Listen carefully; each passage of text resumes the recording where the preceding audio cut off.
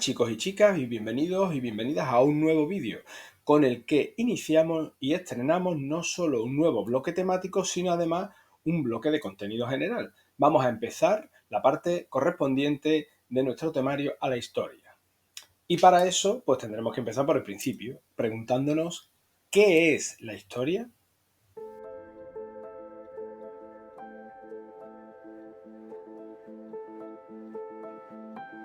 Estupendo, pues empecemos. Entonces, ¿qué es la historia?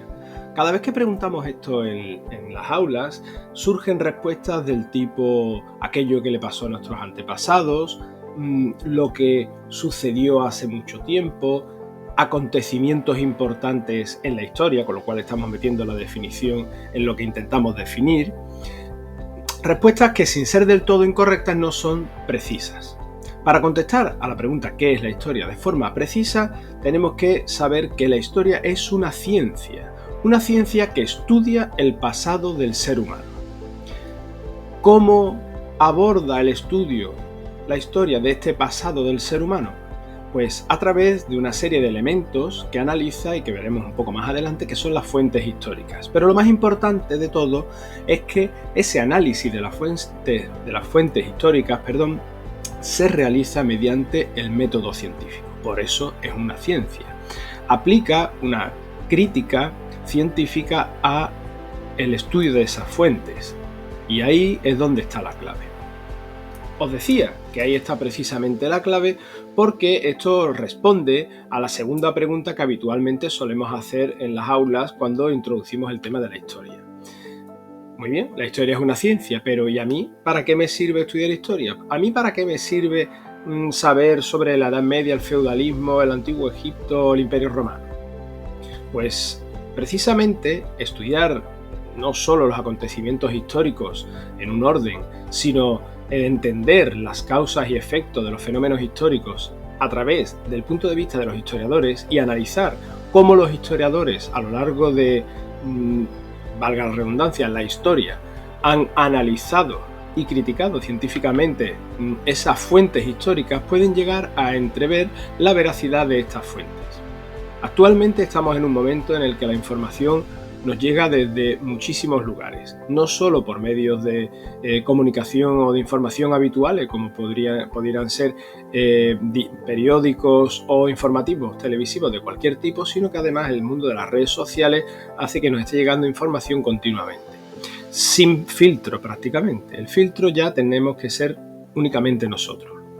Por lo tanto, si no aprendemos y no tenemos un espíritu crítico a la hora de filtrar esa información, pues probablemente no sepamos distinguir qué cosas son reales, veraces o qué información es simplemente una invención o una tergiversación de la realidad para fines políticos, económicos o de cualquier otro tipo.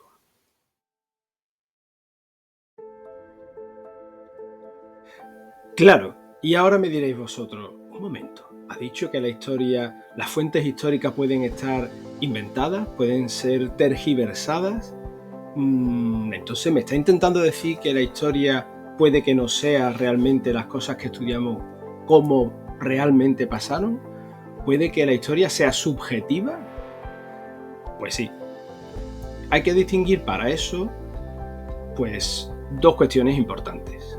La primera es la que atañe a la subjetividad del ser humano. Cada persona muestra un punto de vista sobre un acontecimiento concreto. Ese punto de vista puede estar matizado no solo por su percepción, sino además, que puede ser inconsciente, sino que además puede ser también matizada por una intencionalidad de tergiversar los hechos, con un fin político, económico o social o propagandístico. Por lo tanto, tenemos que tener mucho cuidado y analizar fuentes históricas sobre un mismo suceso desde distintos puntos de vista. Hay que distinguir esto que va generando una literatura a lo largo de la historia, que es el relato histórico, que es lo que nos llega a través de las fuentes, y hay que distinguirlo de el hecho histórico, que es la realidad histórica que tuvo lugar en algún momento. Pues para ejemplificar esto que acabamos de decir y que entendamos bien la diferencia entre el relato histórico y el hecho histórico, vamos a usar como ejemplo la batalla de Covadonga.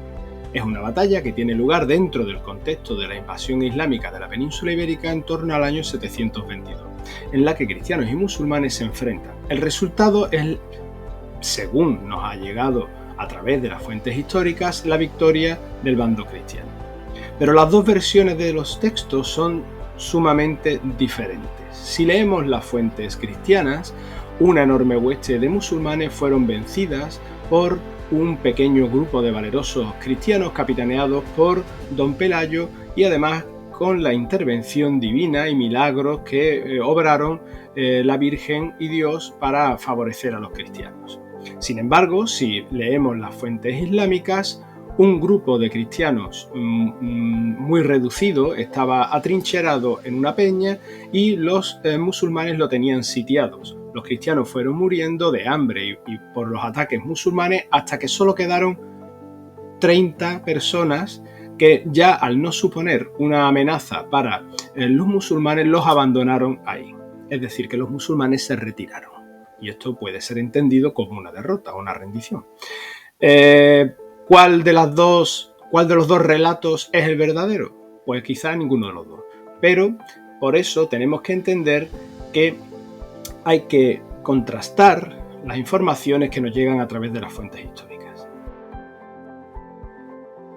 Para terminar, hablaremos un poco más sobre las fuentes históricas. Una fuente histórica es todo aquel elemento material o textual que nos aporta información sobre el pasado.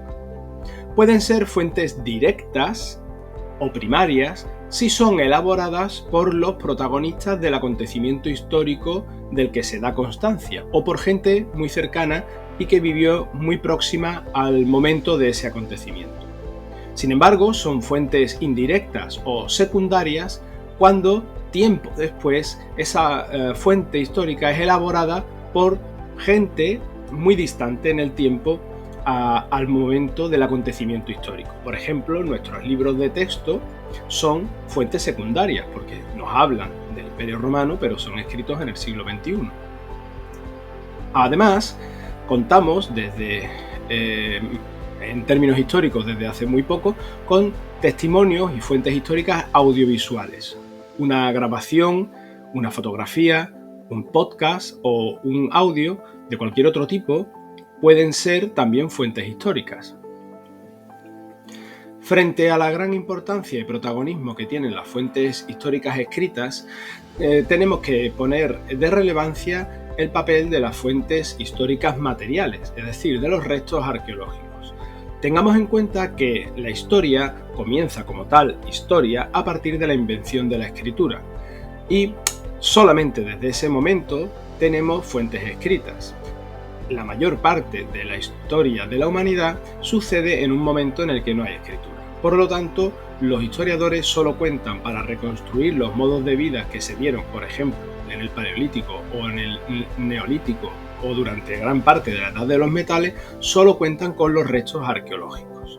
A lo largo de toda la historia de la humanidad y desde el momento de la invención de la escritura, los restos arqueológicos, las fuentes materiales, convivirán con las fuentes históricas escritas y servirán de apoyo para refrendar o no lo que sucede y lo que nos ponen por delante los textos escritos. Bueno, chicos y chicas, pues hasta aquí este vídeo introductorio sobre qué es la historia. Espero que os haya sido útil y estéis preparados porque a partir de ahora comienza nuestro viaje a través de la historia. ¡Hasta luego!